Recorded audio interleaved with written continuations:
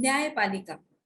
अभी हम लोग इसी अध्याय के अगले विभाग में आ चुके हैं, तो चलिए बच्चों आगे बढ़ते हैं। हर व्यक्ति अदालत की शरण में जा सकता है। सिद्धांत भारत के सभी नागरिक देश के न्यायालयों की शरण में जा सकते हैं।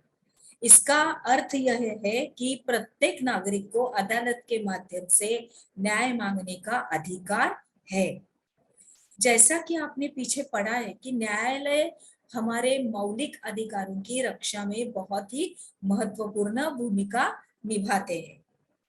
अगर किसी नागरिक को ऐसा लगता है कि उसके मौलिक अधिकारों का उल्लंघन हो रहा है, तो वह न्याय के लिए अदालत में जा सकता है। अदालत की सेवाएं सभी के लिए उपलब्ध है, लेकिन वास्तव में गरीबों के लिए अदालत में जाना काफी मुश्किल साबित होता है। कानूनी प्रक्रिया में न केवल काफी पैसा और कागजी कार्यवाही की जरूरत पड़ती है, बल्कि उसमें समय भी बहुत लगता है।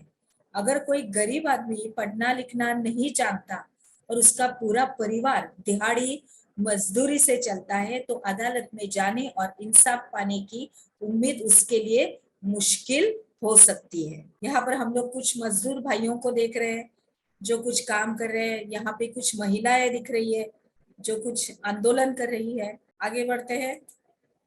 इसी बात को ध्यान में रखते हुए 1980 के दशक में सर्वोच्च न्यायालय जनहित याचिका यानी PIL की व्यवस्था विकसित की थी, और इस सर्वोच्च न्यायालय ने न्याय तक ज्यादा से ज्यादा लोगों की पहुंच स्थापित करने के लिए प्रयास किया है। न्यायालय ने किसी भी व्यक्ति या संस्था को ऐसे लोगों की ओर से जनहित याचिका दायर करने का अधिकार दिया है जिनके अधिकारों का उल्लंघन हो रहा है। यह याचिका उच्च न्यायालय या सर्वोच्च न्यायालय में दायर की जा सकती है। न्यायालय ने कानून की प्रक्रिया को बेहद ही सरल बना दिया है। अब सर्वोच्च न्यायालय या उच्च न्यायालय के नाम भेजे गए पत्र या तार यानी कि टेलीग्राम को भी जनहित याचिका माना जा सकता है। शुरुआती सालों में जनहित याचिका के माध्यम से बहुत सारे मुद्दों पर लोगों को न्याय दिलाया गया था। बंधुआ मजदूरों को अमानवीय श्रम से मुक्ति दिलाने और बिहार के सजा काटने के बाद भी रिहा नहीं किए गए कैदियों को रिहा करवाने के लिए जनहित याचिका का ही इस्तेमाल किया गया था। चित्र 1 में हम लोग देखते हैं कि वर्ष 2001 में राजस्थान और उड़ीसा में पड़े सूखे की वजह से लाखों लोगों के सामने भोजन का भारी अभाव पैदा हो गया था।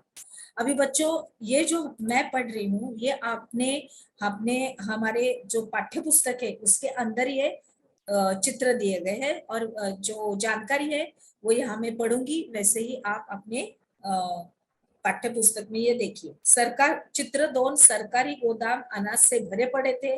बहुत सारा गेहूं चूहों की भेंट चढ़ गया था। चित्र 3 इस तरह से है कि इस स्थिति को देखते हुए People's Union for Civil Liberties यानी PUCL नामक एक संगठन ने सर्वोच्च न्यायालय में जनहित याचिका दायर की। याचिका में यह कहा गया था कि संविधान के अनुच्छेद 21 में दिए गए जीवन के मौलिक अधिकारों को भोजन का अधिकार भी शामिल है। राज्य की इस दलील पर को भी गलत साबित कर दिया कि उसके पास संसाधन नहीं है। इसका आधार यह था कि सरकारी गोदाम अनाज से भरे हुए थे, और तब सर्वोच्च न्यायालय ने आदेश दिया कि सबको भोजन उपलब्ध कराना राज्य का दायित्व है। और चित्र 4 में है कि लिहाजा सर्वोच्च न्यायालय ने सरकार को आदेश दिया कि वह नए रोजगार पैदा करे और राशन की सरकारी दुकानों के जरिए सस्ती दर पर भोजन उपलब्ध कराए और बच्चों को स्कूल में दोपहर का भोजन दिया जाए। न्यायालय ने सरकारी योजनाओं के ये जो क्रियान्वयन के बारे में रिपोर्ट करने के लिए 2 खाद्य आयुक्तों को भी नियुक्त किया गया था। आगे बढ़ते हैं। यहाँ पर हम लोग ये देख रहे हैं कि किस तरह से पाठशाला में खाने की व्यवस्था की जा रही है और खाने की चीजें बच्चों में दे रहे हैं टीचर लोग। आगे बढ़ते हैं।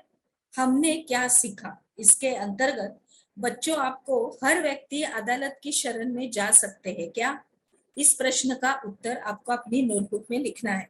तो चलिए अभी हम लोग आगे बढ़ते हैं।